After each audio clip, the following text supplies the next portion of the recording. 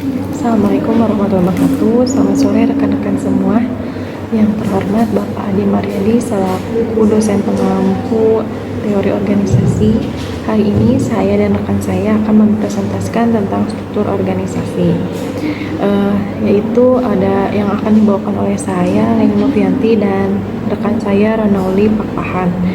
Maka dari itu kita lanjut ke materi yang pertama. Kepada Ronauli Pakpahan, dipersilakan. Terima kasih kepada moderator. Perkenalkan, nama saya Ronauli Pakpahan. Di sini saya akan memaparkan presentasi tentang struktur organisasi yang akan kita bawakan. Nah, yang pertama pembahasannya tentang definisi struktur organisasi. Struktur organisasi itu dilakukan untuk pembagian tugas, wewenang, dan tanggung jawab mutlak dilakukan dalam organisasi agar pekerjaan menjadi sinergis atau saling berkesinambungan dan alokasi sumber daya dapat berjalan sesuai dengan kebutuhan. Nah, dalam tantangan globalisasi dan perkembangan teknologi, organisasi yang sudah melaksanakan tanggung jawab dan wewenang itu dapat mengikuti lingkungan sosial dan dinamika masyarakat yang mengikuti perubahan. Bahasan yang kedua tentang pentingnya struktur organisasi. Struktur organisasi diciptakan untuk memudahkan dalam membangun kerjasama serta koordinasi dalam melaksanakan tugas. Nah, setelah koordinasi dan kerjasama dilakukan dengan baik, maka tujuan dan sasaran organisasi tersebut akan dapat tercapai. Pembahasan yang ketiga adalah merancang struktur organisasi. Dalam menentukan struktur, organisasi harus mampu menampung berbagai hal. Perjalanan organisasi bisa baik dan kerjasama tim bisa terencana sesuai dengan perencanaan. Nah, ada beberapa hal yang harus dilakukan dalam merencanakan struktur organisasi. Yang pertama, memperjelas dan mempermudah pencapaian tujuan organisasi. Yang kedua, pembagian kerja jelas sesuai dengan kelompok-kelompok pekerjaan. Yang ketiga, mendorong pada fungsi utama pencapaian tujuan organisasi. Yang keempat, penggunaan sumber daya yang efisien. Yang kelima, fleksibel bagi perubahan organisasi dan adaptif. Yang keenam, tugas, tanggung jawab, dan kewenangan yang jelas. Yang ketujuh, sistem informasi dan komunikasi yang mudah sehingga koordinasi menjadi lancar. Nah, pembahasan yang keempat adalah membuat struktur organisasi yang baik. Prinsip utamanya ada dua. Yang pertama, adanya pembagian kerja.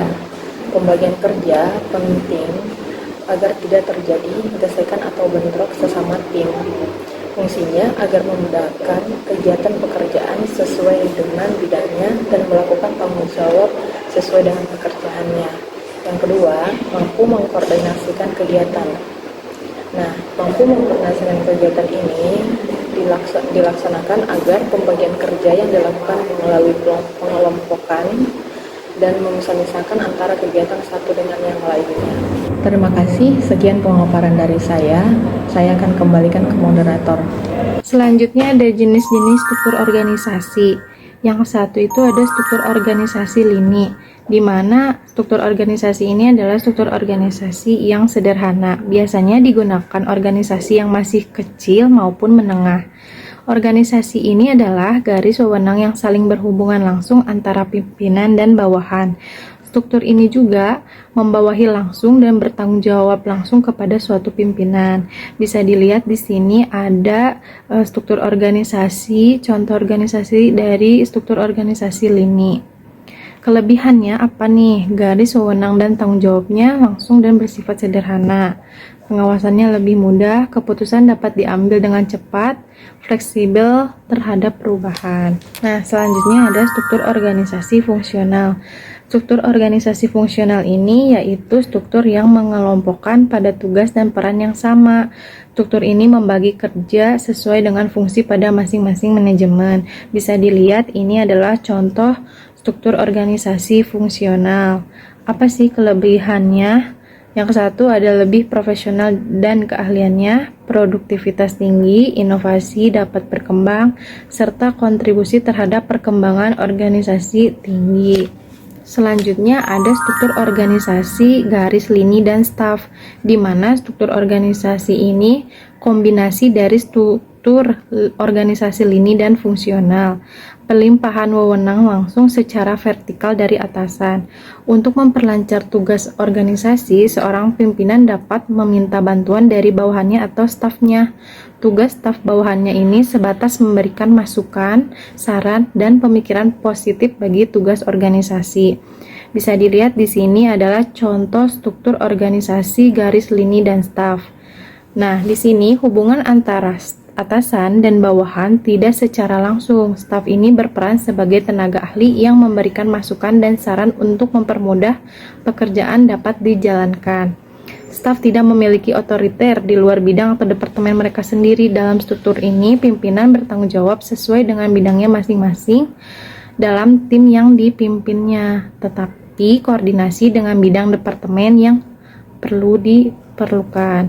Nah, adapun kelebihannya yaitu keputusan yang diambil lebih cermat dan objektif karena ada staf yang membantu. Nah, selanjutnya ada struktur organisasi divisi, di mana struktur organisasi divisi ini adalah struktur yang mengelompokkan kegiatan berdasarkan kesamaan dalam unit kerja. Organisasi misalnya produk layanan, pasar, maupun letak geografis. Di sini bisa dilihat contoh bagan atau struktur organisasi dari divisi. Kesimpulannya, jadi struktur organisasi saat ini cenderung kompleks dan tidak efisien dalam hal arus komunikasi dan pengambilan keputusan. Peran dan tanggung jawab tidak selalu jelas sehingga menimbulkan kebingungan dalam melaksanakan tugas dan tanggung jawabnya. Ada peluang untuk membuat organisasi lebih fleksibel dan mudah beradaptasi sehingga lebih responsif terhadap perubahan lingkungan bisnis. Komunikasi antar departemen dan tingkat manajemen perlu ditingkatkan untuk meningkatkan kolaborasi dan efisiensi. Menyesuaikan struktur organisasi untuk membuat hubungan hierarki lebih jelas dan memungkinkan pengambilan keputusan lebih cepat dan lebih efektif. Sekian presentasi dari kelompok kami. Mohon maaf bila ada kekurangan. Assalamualaikum warahmatullahi wabarakatuh.